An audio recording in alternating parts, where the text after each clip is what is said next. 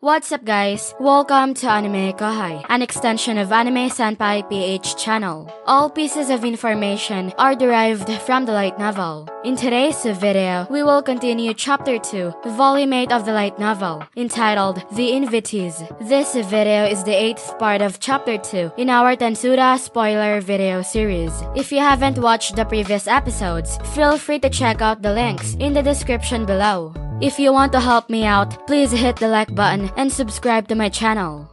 Now, let's get to the video. A manor servant brought Rimuru some tea. Rimuru had come here many times before, so the servant was used to Rimuru and provided a couple of the cookies he liked. Taking a sip of the drink, Rimuru grinned. It was just as tasty as always, helping put his mind in a better place. Time to move on to negotiations, then. Anyway, Molly, I've got another job for you. Don't worry, it's an easy one this time, I promise. Oh, another bright idea of yours? You always bring such fascinating projects to the table, but they certainly require a lot of startup work, to say the least. Mjolmile grinned at Rimuru. Despite his complaint, it was clear Mjolmile was interested in what Rimuru had to offer him.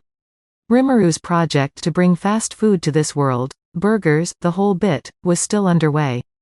Rimuru had handed his outline of what needed to be done to Mjolmile, and he was in the midst of executing it. The plan had been on the back burner for a while, what with Hinata marching on Rimuru and everything. But Rimuru wanted to come over and see how it was going, as well as talk about putting up a satellite location in Tempest in time for their festival. Oh, don't be a stick in the mud, Molly. Do you know our recent project? Before we launch in Bloomend and Anglacia, I'd like you to maybe open up a test location in my nation first. Oh, I actually appreciate that offer a great deal, because I was just thinking about where we should train our staff. But if you're proposing that, have you worked out your differences with the Crusaders? Mjolmile looked a bit concerned. Rimuru must have left him too long without updates. Although Rimuru didn't intend for it to turn into a fight, they had certain Luminism doctrine issues to deal with.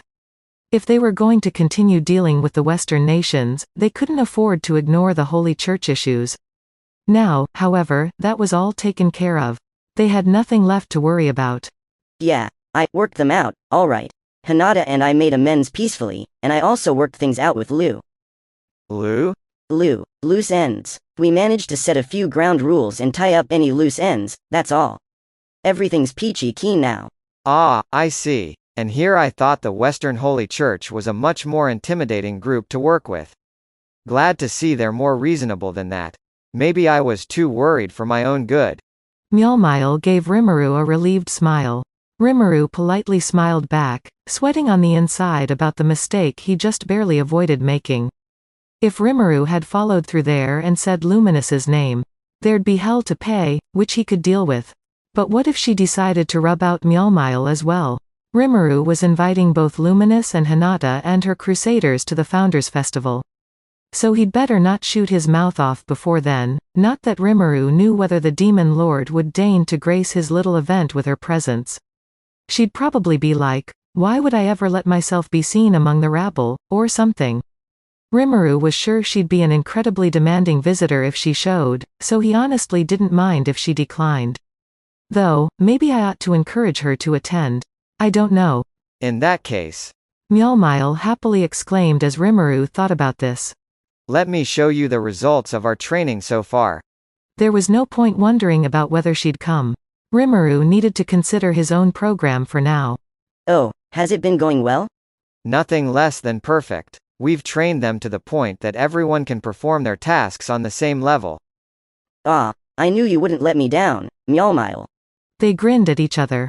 It sounded like making their debut at the fest wouldn't be an issue. So can we put up a storefront offering burgers, hot dogs, fries, and the drink lineup we talked about? That we can. And I think we can attract customers with those beef skewers dipped in the secret sauce you talked about. Pairing them with a rice bowl will definitely improve our bottom line. It's been getting good reviews? Mjolmile briskly nodded. It's become a low-key staff favorite, that's for sure. Making yakitori skewers out of cow deer and chiducken seemed to satisfy people. Great, let's add that to the menu, too. Do we have enough employees to work with? Well, for the moment, I'm thinking we could launch with upward of 20 locations. But starting that big would take a fair amount of money. We'd need backup personnel, which I'm training right now. That's a necessary expense, the way I see it. So along those lines, if we can deploy more gradually, say 5 locations at a time, that'll put us well within budget. That's Mjolmile for you. He fully understood Rimuru's proposal, and already he was working out any staff issues involved. In that case.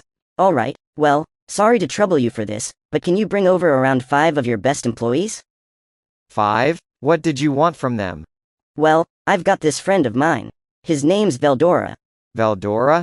Yeah, and he's like, super worked up about opening a hibachi booth at the fest.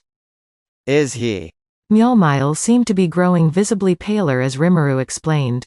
It worried Rimuru, but he soldiered on. So you know, it'd be way too dangerous to leave him running that by himself, right? I would say so, yes. Rimuru beamed at him. So that's why I want 5 of your best staffers to help him. Mjolmile, watching Rimuru gleefully dump all the responsibility on him, turned his eyes toward the ceiling. Would you be able to guarantee the safety of this staff? Of course. Whenever they have any problems, they can come right to me. If Veldora starts getting all uppity, I'll put I am in his place.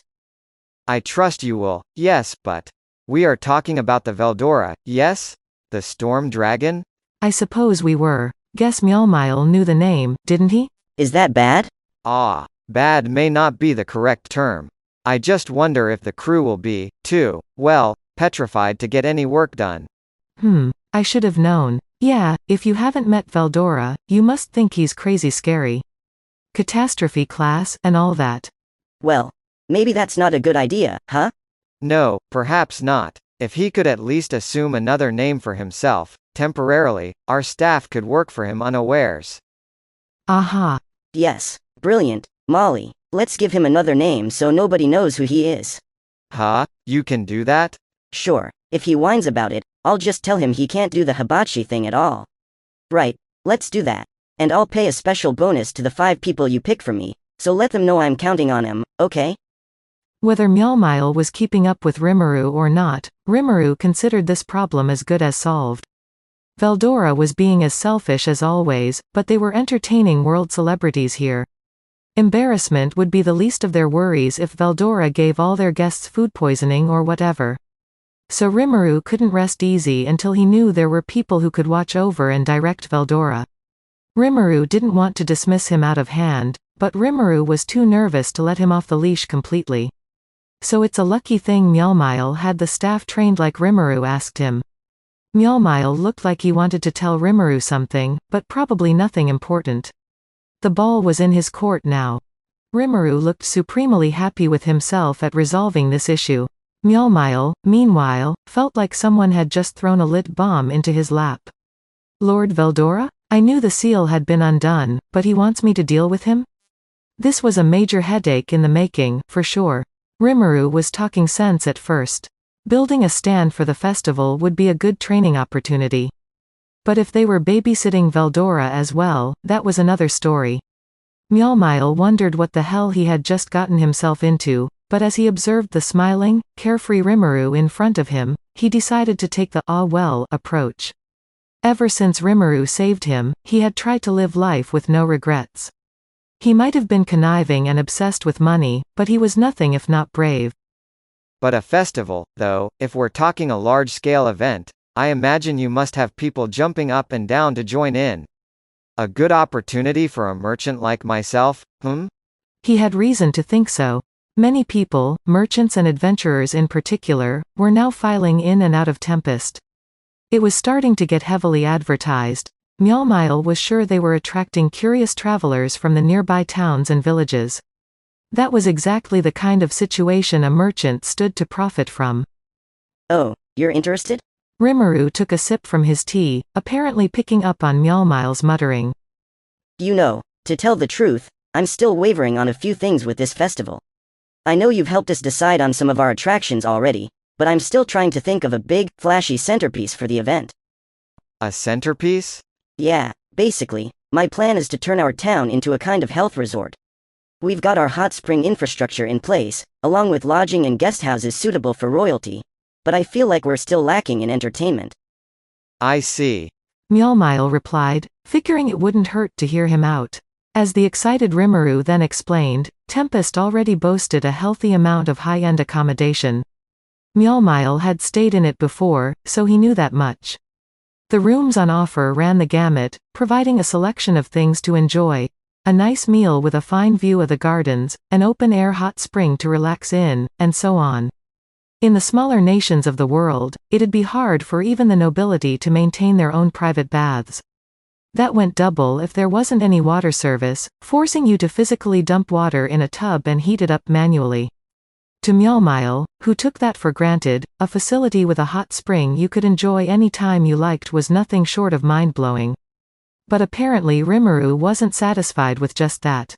I understand all that, but if you already have good food and relaxing spaces, how much more of a resort do you need? Rimuru shook his head. You aren't thinking big enough, Mjolnir. I think that won't be enough on its own. I'd like some kind of project that everyone can have a little more fun with.